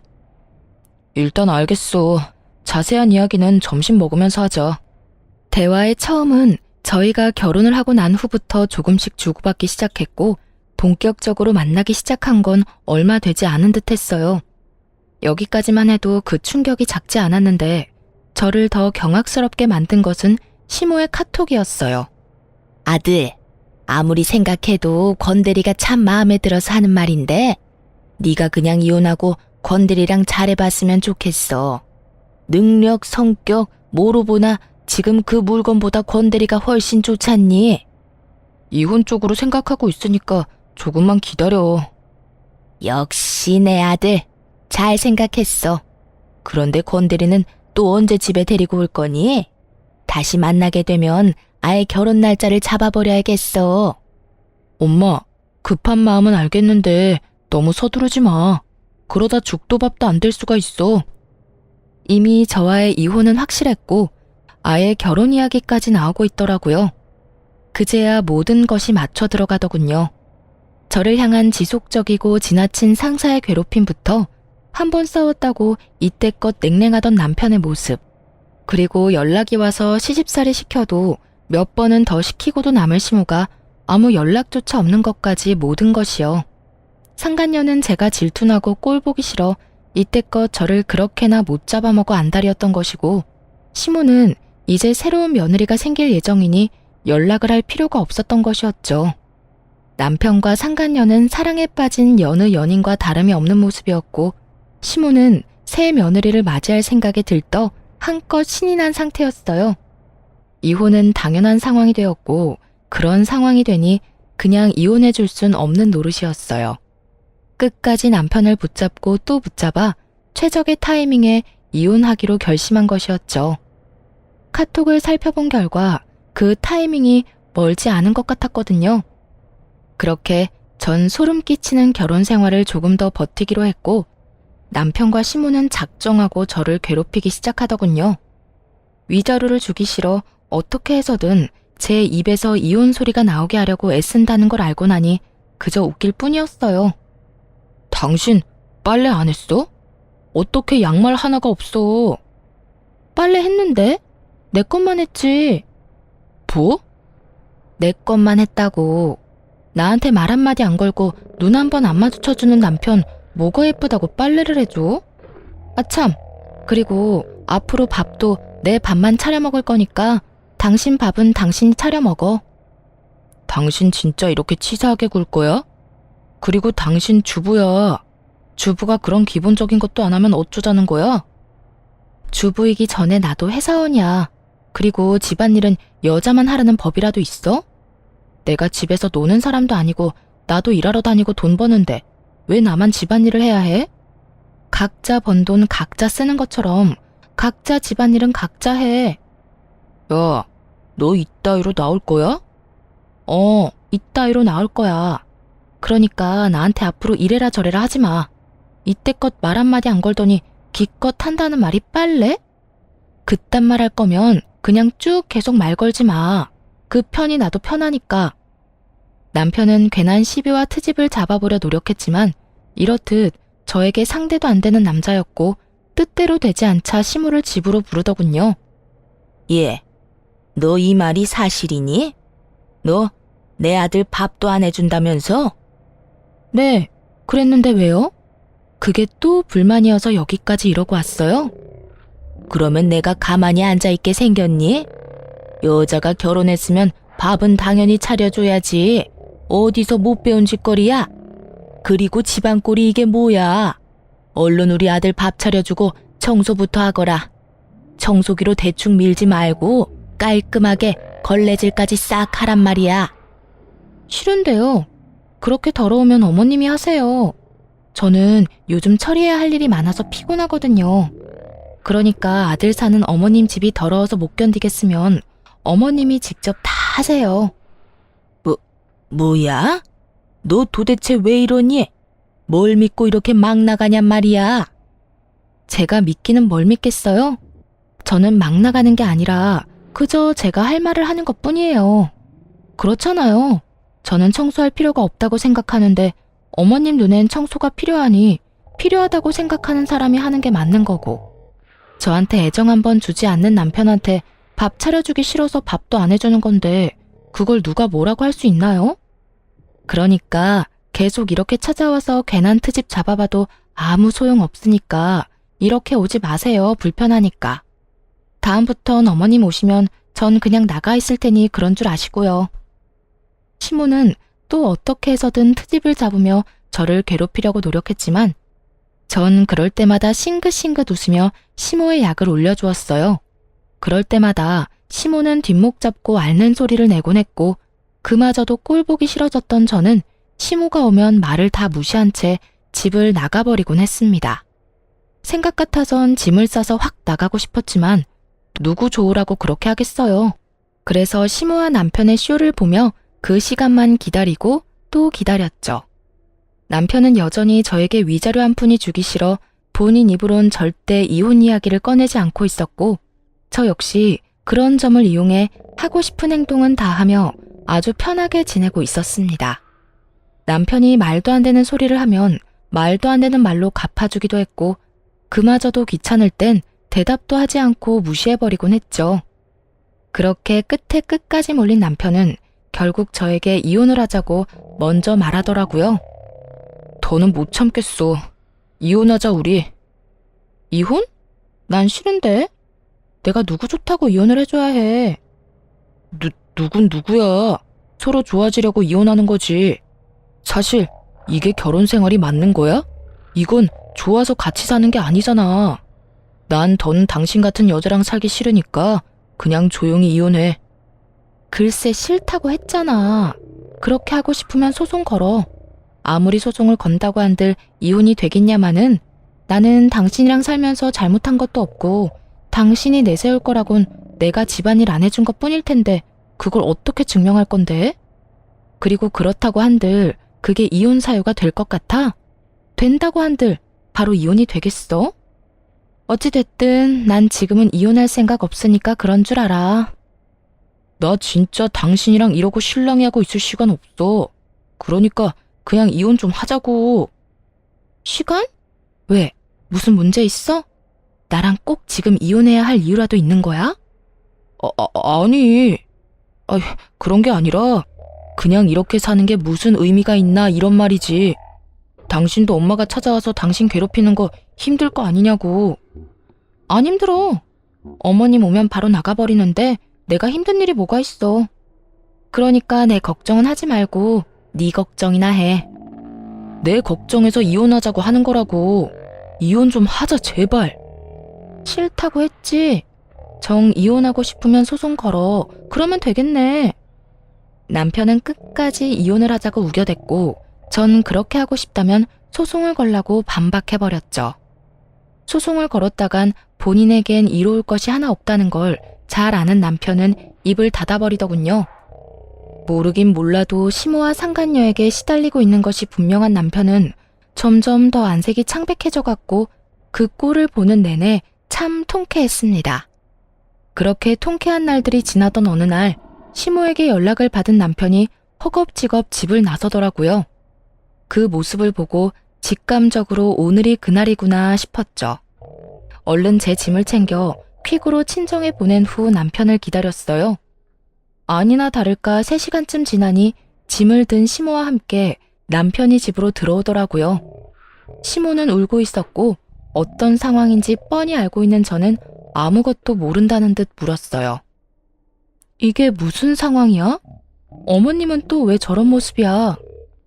그게... 엄마가 주식을 하다가 사기를 당했어. 거기서 멈췄어야 했는데 본전 생각나니까 계속 주식하다가 가진 걸 날린 것도 모자라 빚까지 냈다네. 오늘 빚쟁이들이 집으로 찾아와서 급하게 엄마 모시고 오는 길이야. 이미 엄마 집은 넘어갔고 이 집도 아마 곧 넘어가게 될 거야. 시모는 주식 사기꾼에게 사기를 당해 큰 돈을 날리게 되었고 그 돈을 메우고자 다시 주식에 손을 댄 것이었어요. 그렇지 않아도 성공하기 힘든 주식을 아무 지식도 없는 시모가 아무리 돈을 쏟아붓는다 한들 수익을 낼 리가 없었고 계속 잃고 잃다 가진 돈도 날리고 집도 날리다 못해 빚까지 내게 된 것이죠. 남편은 제 눈치를 살피고 있었고 시모는 남편이 이야기하는 내내 울고만 있더라고요. 그런 두 사람의 모습은 말도 못할 만큼 가관이었고 더 가관인 말이 남편의 입에서 흘러나오고 있더군요. 그래서 하는 말인데 당신 나랑 결혼할 때 혼수만 해오고 남은 돈 있잖아. 그 돈으로 우리 셋이서 살 집 좀 구하자. 작은 집이라도 우린 상관없어. 그러니까 당신이 가진 돈으로 빨리 집 좀 구해서 일단 이 위기를 좀 넘겨보자. 참 뻔뻔하다 싶었어요. 뒤론 다른 여자를 사랑한다, 빨리 함께하고 싶다고 난리더니 어떻게 저한테 집을 마련해달라고 저리도 당당하게 이야기할 수 있는지. 역시 상식 바뀐 사람이다 싶기도 했고요. 전 처음부터 끝까지 궤변만 늘어놓고 있는 남편에게 모든 사실을 밝히기로 했죠. 제가 기다리고 기다리던 그 순간이었습니다. 듣고 있으려니 참 기가 차서 웃음이 나려고 하네. 나한테 이럴 필요가 뭐 있어? 당신 내가 굳이 살 집 마련하지 않아도 살 수 있는 집이 또 있잖아. 땡땡동 땡땡 아파트 109동 1203호. 나한테 구질구질하게 집 해달라 하지 말고 거기 가서 당신 엄마랑 살아. 남편은 제 말에 화들짝 놀라며 이렇게 말하더군요. 그걸 어떻게 알았어? 아니, 언제부터 알고 있었어? 어디까지 알고 있냐고. 다 알면서 왜 나랑 이혼 안 해준 거야? 너 이러라고 이혼 안 해준 거야. 내가 어디까지 알고 있는지 궁금해? 나 당신이 생각하는 것보다 많이 알고 있었어. 당신 엄마가 주식으로 돈 다 날려먹은 것부터 시작해서 집도 다 경매로 넘어가기 전에 나랑 하루빨리 이혼하려고 안 달랐던 것까지 말이야. 뭐? 그러면 그때 이혼 안 한다고 우긴 것도 다 알고 일부러 그런 거였어? 응. 나 일부러 이혼 안 하고 버틴 거야. 오늘 이런 순간을 위해서. 네, 저는 다 알고 있었습니다. 이런 순간이 올 거라는 걸 말이죠.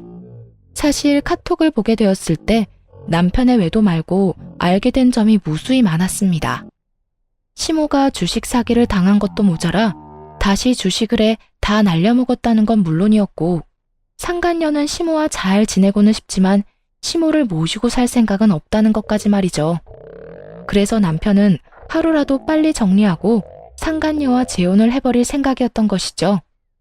그리도 시끄럽게 한 재혼인데 고작 시모 한 명 모신다고 다시 이혼을 할 리는 없을 거라 확신한 것이었어요.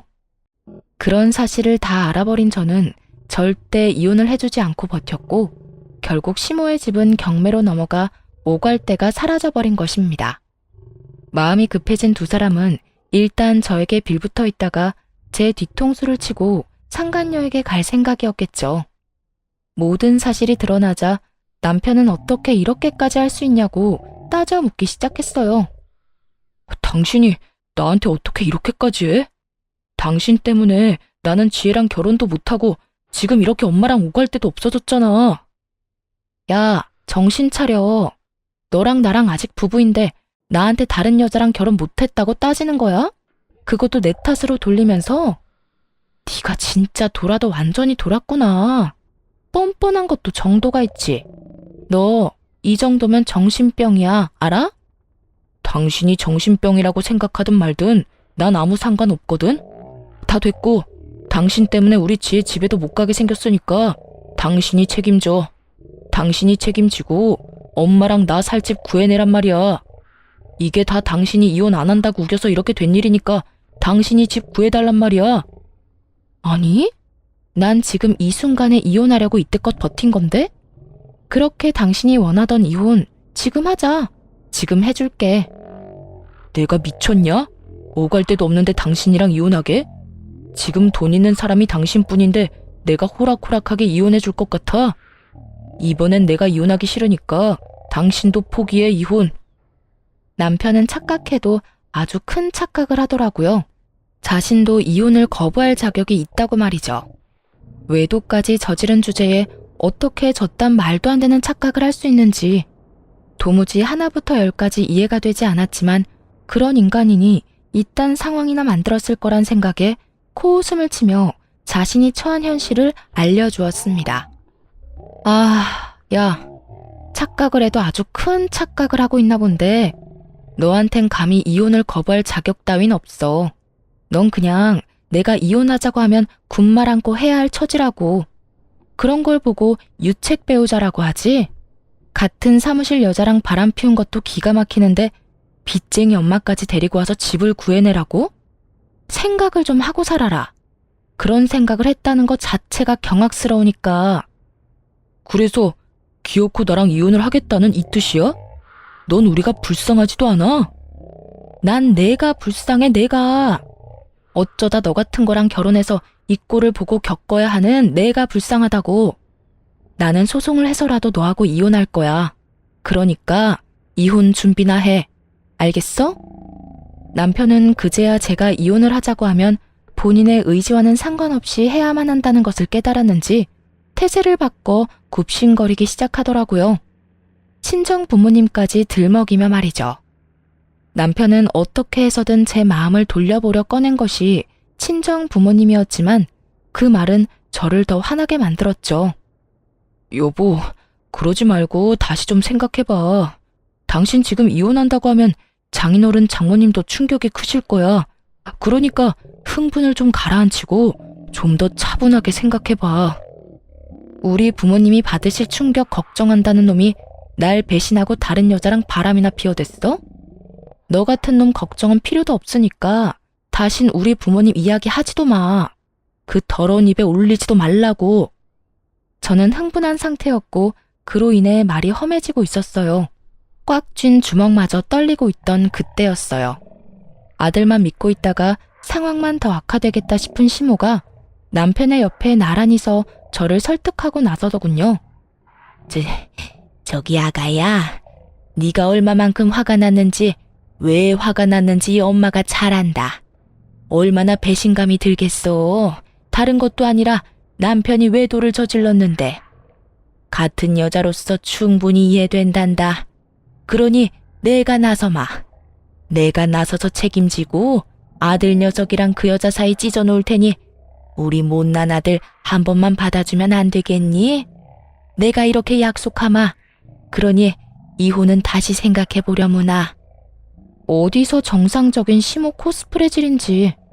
남편의 이혼을 시키지 못해 안달났던 사람이 누군데 이제와 이딴 말이나 하는 시모를 보는데 몸이 떨려오기는커녕 흥분이 착 가라앉는 느낌이 들더라고요.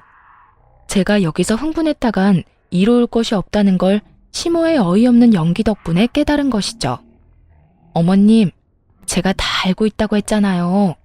제가 다 안다는 사실 중엔 어머님 건대리가 마음에 든다고 집에 데려오라는 것도 저랑은 당장 이혼하고 건대리랑 빨리 재혼하라는 것도 포함되어 있어요. 그렇게 이혼 못 시켜서 안달이던 사람이 이제 와서 이혼은 하지 말라고요? 어머님 시커먼 속내가 훤히 다 보여서 화가 나기는커녕 웃음이 다 나네요. 그건 네가 비밀번호도 알려주지 않고 내 아들을 처가살이 시킨다고 하니까 화가 나서 그랬던 거다. 네가 건드리 그 여자애처럼 조금만 나한테 살갑게 했어도 내가 조광지 쳐버리고 딴 여자하고 재혼하라는 말을 했겠니? 이것 보세요. 어머님은 이 순간까지 다 제 탓이죠? 애초에 자식들 잘 살라고 마련해준 집을 제 집처럼 생각하는 어머님이 잘못된 거라고요. 신혼집을 시어머니 쉼터로 쓰겠다는 걸 가만히 두고 볼 사람이 어디 있어요? 하여튼 전 더는 하고 싶은 말도 용서할 마음도 없으니까 그런 줄 알고 이혼이나 준비하세요. 그러면 전 이만 가볼 테니 새로운 며느리랑 만수무강하시고요. 두 사람은 자리에 주저앉아 대성통곡을 하고 있었고 그 눈물이 비단 후회의 눈물만은 아닌 듯 하더군요. 울음소리 사이로 저에 대한 원망도 함께 쏟아져 나오고 있었으니까요. 끝까지 반성이란 모르는 두 사람을 보는데 역시나 이혼은 탁월한 선택이라는 생각이 들었어요. 그렇게 전 상간녀 시모 남편에게 위자료를 받고 성공적으로 이혼을 하게 되었어요. 이혼을 하고 난 후 이혼 사유를 물어보는 많은 이들에게 숨김없이 이혼 사유를 퍼뜨려 주었어요. 그 덕에 회사엔 소문이 다 퍼졌고 두 사람은 전대미문의 불륜딱지가 붙으며 하루아침에 회사를 그만두게 되었어요. 여기서 끝이 아니었어요. 사실 제가 전 남편에게 숨기고 있던 사실은 또 있었는데 그건 바로 상간녀는 돌싱이라는 것으로 소수 인원만 아는 사실이었어요. 전 남편 놈도 저와 이혼했으니 돌싱인데 뭐가 문제냐고 생각하시는 분이 계실 텐데 상간녀는 그 당시에도 바람을 피우다 걸려 상간녀 위자료와 이혼 위자료를 주며 거짓 신세였던 것이 문제였죠. 수중에 빚밖에 없었던 상간녀는 처음부터 전 남편의 집에서 신혼집을 해줬다는 이야기를 듣고 일부러 접근했나 보더라고요. 전 남편과의 로맨스를 꿈꿨던 것이 아닌 빚탕감의 꿈을 꾸던 것이었어요. 결국 상간녀는 빚탕감의 꿈도 이루지 못하고 저에게도 위자료를 주느라 더 큰 빚을 진 건 물론이고 회사까지 잘리게 되었습니다. 이런 상간녀에게 다른 비밀이 또 있었는데요. 그 비밀은 전 남편의 분노 가득한 전화로 알게 되었어요. 너는 다 알고 있었지? 권지에 이혼했었다는 사실부터 해서 가진 건 쥐뿔도 없는 빚쟁이라는 거 넌 다 알고 있었지? 이제 와서 그런 거 따져봤자 달라지는 게 있어? 그리고 그년이 빚쟁이라고 해도 당신이랑 당신 엄마한테 다른 선택지가 있어? 어떻게 해서든 빚쟁이 집에라도 얹혀 살아야 할 입장 아닌가? 나한테 이럴 시간에 얼른 그년한테 가서 빌어. 울고불고 하면서 당신 엄마랑 당신이랑 그 집에서 좀 살게 해달라고 해. 집 같은 소리 하네. 제 집인 양 굴더니 그 집도 자기 집이 아니라 친구 집에 얹혀 사는 거더라. 나 완전히 사기당했다고. 어쩐지 빚쟁이 주제에 꽤 좋은 아파트에 산다 싶었더니 이런 진실이 또 있었더군요. 얼마나 통쾌하던지 새어나오는 웃음을 막을 방법이 없더라고요. 이제 너랑 네 엄마 어떻게 하니? 너 지금 웃어? 너는 이 상황이 즐거워? 내가 안 즐거울 이유가 없잖아. 난 지금 여러모로 즐거우니까 더는 내 기분 망치지 말고 전화 끊어. 앞으로 일어나는 모든 일은 다 네가 인생을 그따위로 살아서 받는 벌이라고 생각하고 달게 받아. 그리고 분명 말하는데 다신 전화하지 마라. 끊어. 여러모로 참 통쾌한 순간이었네요. 그 후 전 남편에게 다신 연락이 오는 일은 없었고 소문엔 빚쟁이 상간녀와는 뒤도 돌아보지 않고 헤어지고 시모와 함께 무너져가는 다가구 주택 단칸방에 살고 있다고 하더군요. 그렇게 통쾌한 이혼을 한 지 1년이란 세월이 다 되어가네요. 저는 새로운 출발을 위해 다른 지역으로 파견 근무를 신청했고 다른 지역에서 다시 태어난 마음으로 잘 지내고 있어요. 지금 함께 지내는 직원분들도 다 좋은 사람들이고 그런 사람들과 즐거운 시간을 보내며 잘 지내고 있습니다. 요즘에 쉬는 날이면 혼자 여행을 다니곤 하는데 차박에 재미를 붙여 노지 캠핑을 주로 하고 있어요. 치열한 예약 전쟁에서 벗어나 언제든 훌쩍 떠날 수 있고 발길 닿는 대로 다니며 잠시 쉬다 갈 수 있는 매력에 푹 빠졌다고나 할까요?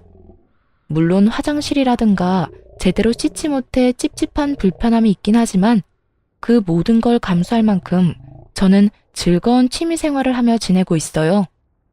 혼자인 생활이 이렇게 자유롭고 행복한 줄 알았다면 진작 이혼을 해버렸을 것이라고 생각할 만큼 만족스러운 삶을 살고 있답니다.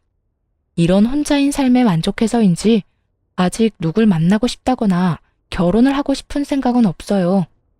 아직 그런 큰일을 겪은 지 얼마 되지 않기도 했고 시간이 흘러도 다시 누군가를 제 가족으로 맞아 함께 살아간다는 것은 아마 힘든 일이 될 것 같아요. 이혼이란 것이 저에게 부정적인 것을 이렇게 많이 남기긴 하지만 또 그런 것에서 배운 점 또한 많다고 생각합니다. 그래서 전 한 번의 실패를 발판 삼아 앞으로 더 나아가 보려고요. 이로써 저의 긴 사연도 끝이 났네요. 앞으로의 제 삶과 구독자분들의 행복한 삶을 응원하며 저는 이만 물러가 볼게요. 모두들 행복 가득한 날들만 가득하길 바랄게요.